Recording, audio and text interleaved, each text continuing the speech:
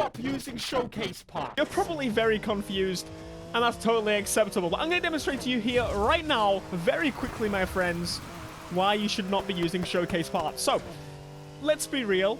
Everyone has their own preference. But I know a lot of you, including myself, are struggling with the drifting a little bit. And so I'm using this course to demonstrate exactly what we're talking about. So we'll get around it very, very sloppily. As you can clearly tell, it's kind of not going to plan. One of the main problems I have is that it seems to grip. I failed. I got 1 star. I got 27. This is actually not my first run around this. I've been testing this course over and over again. I actually love that this raceway is here. It makes testing so helpful. But I'm struggling to get over 30,000. I've boiled it down to one particular thing. This little grid over here tells you if your car's got to off-road, on-road, race, drift, all that kind of business. Clearly, this is towards drift and road. But I'm going to let you know that I've been doing some science with this game, and it turns out that road means grip. That's the basic summary of it, but when it comes down to it, that's not 100% what you want when you're drifting. You want a good balance. So let's get building the way Need for Speed wants us to. The performance upgrades, you can basically stick in anything you want to do. The more power, the better with this game, which is why I started out with a Porsche myself. Only thing is go for the dual turbochargers because that gives you boost at lower RPM. With nitros, go for the many small bottles. Smaller bottles are going to help you boost back up to speed when you lower the speed in general. For the gearbox, we want less gears in automatic or more gears if you're in manual. But as a general rule, we're going to say lower gears. And finally, the most important part is the suspension, tires, and differential, and all of those need to be Speed Cross parts. If you played Need for Speed Payback, you'll remember Speed Cross was an expansion they added, and it basically brought these minis and stuff. It was like Gymkhana, but more stupidness. Now, luckily, I already have these parts, so I'm actually going to start putting these on, and I'm going to show you very, very quickly the difference. It's kind of ridiculous. So we're all set up and ready to go. The only thing that I've noticed with the Speed Cross parts is your car does lift off the ground a little bit. Quite a little bit more, I'm going to say. I imagine with some cars it's a little bit different, a little bit less. Obviously, Speed Cross is meant to be like the big mini and stuff, the stupidly big Countryman, but I will take that for better drift handling. So now we're going to go back to the race course. Let's do it. You're probably going to be able to tell the difference pretty quickly. It almost feels like this is the drift handling they should have gone for, and I'm hoping that we can maybe get them to push to just swap them, because realistically this is a better drift handling straight away. Here we go. Let's get some points popping, and you can see that to maintain the drift is much easier, and that was one of the main issues we had with the handling before. We're already at about 20,000, which we could definitely do better than this. The multiplier is sticking because I'm doing better, I guess. I'm not mucking up as much as I was before.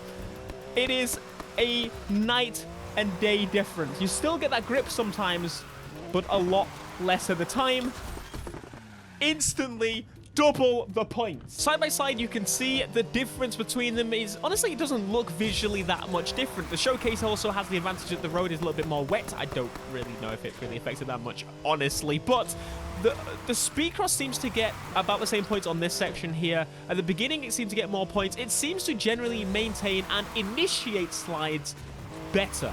I think that's the biggest difference here, and obviously the multiplier was better because of that, because it kept chaining everything together. Naturally just got better anyway, but as I said, initiating not always perfect, but still better than it is as a standard. Let's try and make use of the NOS this time. Now, I'm not going to sit here and tell you that I'm the best drifter in the world, because I definitely am not. I've so got it this time, and we're drifting off-road as well, because, yeah, we have some off-road ability now as well. This is it, baby! The points in the bag. Give me that 74,000. It's just better. I genuinely think the only issue with this is the fact that it makes you slip more, because off-road handling doesn't want to grip the road. Physics. Physics is why. Not only can you maintain a drift better, but I also feel like you can initiate a drift a little bit easier. Sometimes the drift handling grips too much. And I think the reason is for you to get to events a little bit easier, so you're not just flopping all over the road. Don't get me wrong, this is a little bit grippier than the last handling as well, but it's more like the last drift handling. But we don't have brake to drift. We got the clutch kick. This Skyline is level 200. I actually reduced to about level 100 and something, I think. But I wanted to test an all-wheel drive car, a car that a lot of people are going to be using. So let's go, I guess. That's pretty good for the first corner of a low-power car. I'm actually going to boost because I need the speed. It's harder to initiate, I think, with an all-wheel drive car. It is still trying to pull a little bit. I think with a little bit more power, it would probably help as well. But at least we can probably try and get 1 star. That is a pretty meaty drift. And I think we still managed to beat the base score that I got compared to the Porsche beforehand, which let me know. Let me jump in actually and see the exact level of this car. Performance-wise, it's actually 207. The Porsche is 330 or something like that, I believe. So, yeah. I think this works for both rear-wheel drive and all-wheel drive.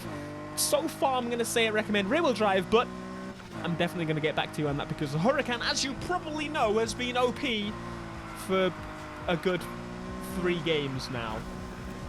2 games, confirmed. I'm going to throw in some parts that I have spare inventory. Usually, probably going to be mostly ultimate parts.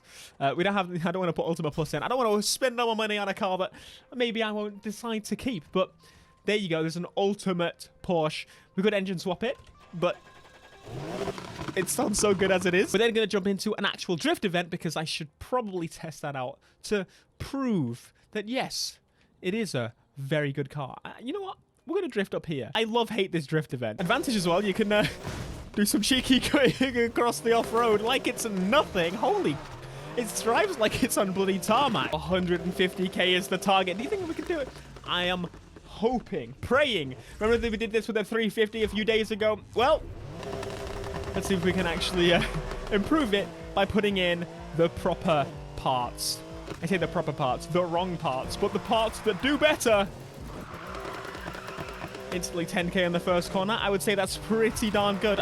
My objective is to eventually start chaining these drifts. I think chaining on this game is made a little bit harder because of the fact that it's still kind of made to grip a little bit so you can actually drive places without flip-flopping everywhere. But overall, you are definitely going to get the points you need. Look at that! We're on lap 2, and we've almost got the target. Cheeky 15k on a corner, not too bad. Oh, no, no, no, no. He's going to finish it on this corner full well. Target score hit.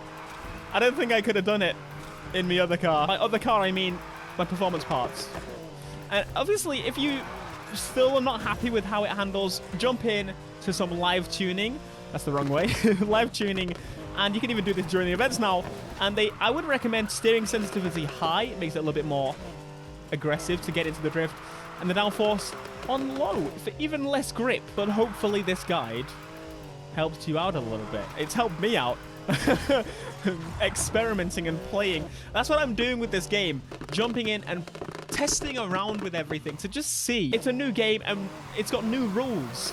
It's got new things to find out, new things to explore. And I love this. I cherish these moments. We get to explore how they've set things up and how they've done it. But again, I can also off-road pretty well. That's crazy.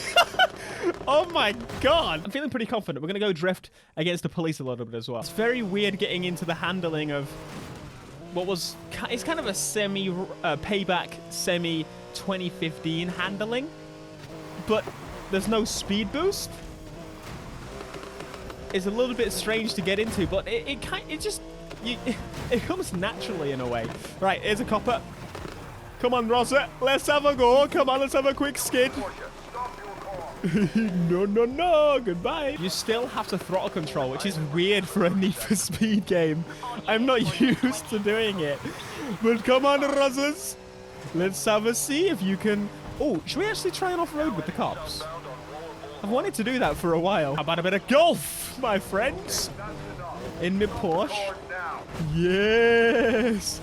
It feels like they're just as good. I think they've got an all-round perfect... Holy... What? He just respawned. He can't do that. Man, I'm going properly off-road now in a bit. Vamos. Yeah, I'd say it's pretty useful. Do a quick skid off online. Do a quick runaway off-road. All right, there you go. How to fix drift handling, I guess, make it easier. in Need for Speed here. Hopefully you enjoyed. Be sure to smash like, subscribe if you are new, and I will see you in the next video. Until next time, peace.